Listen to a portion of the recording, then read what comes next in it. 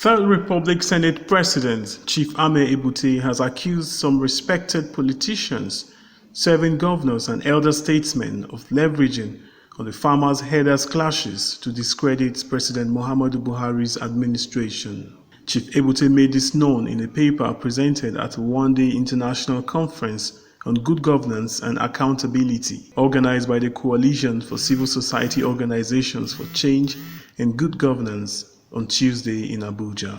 Represented by Mr. Sunday Ebute, the revered lawmaker, in his piece entitled Appraising 100 Days of President Buhari on the Saddle and Building a Nation Where Justice Shall Reign, Chief Ebute gave an honest assessment of the president's second term thus far. The democratic examples or experiences in Nigeria has not come without its challenges.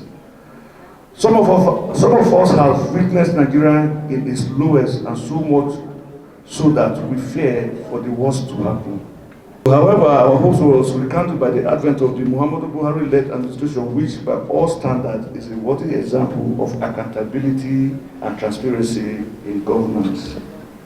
Nigeria indeed got its rights in 2015 as well as in 2019, with the way and manner the government has carried on since then. So, in this context of this conference, which is the first 100 days of office of President Muhammadu Buhari, I am convinced to say the foundation for economic growth has been laid. According to him, out of desperation for power, certain well-known politicians have either taken to sponsoring violence or simply turned blind eyes to clashes around them for their selfish gains. It is generally believed that the nature of corruption in Nigeria is mostly elite motivated, originating from the fallout of political competitors for resources. Advocates for these theories argue that it is challenging for perpetrators of terrorism, who are often poor and uneducated rural dwellers, to mobilize resources to launch large-scale and sustained campaigns against civilians and the military force for several years. This argument appears reasonable, especially if one considers the demographic contribution and concentration of insurgency in the history of Nigeria.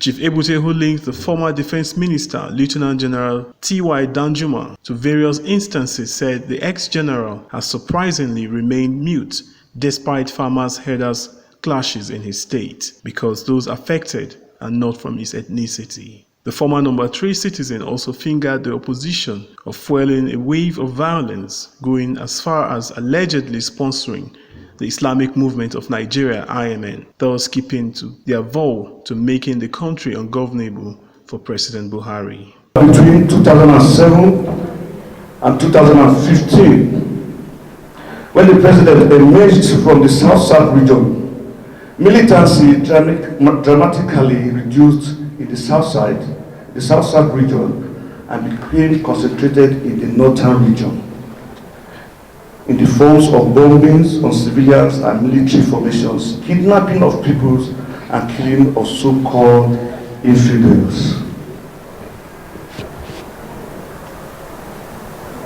The mechanism underlying the activities of these terrorist groups suggests a strategic tactic. In their submissions, various speakers reaffirmed the same, urging Nigerians to embrace the excellent governance philosophy of President Muhammadu Buhari. 120 million people were living on, let's say, even at the rate it is today, on 360 naira a day. That was before the coming of Buhari.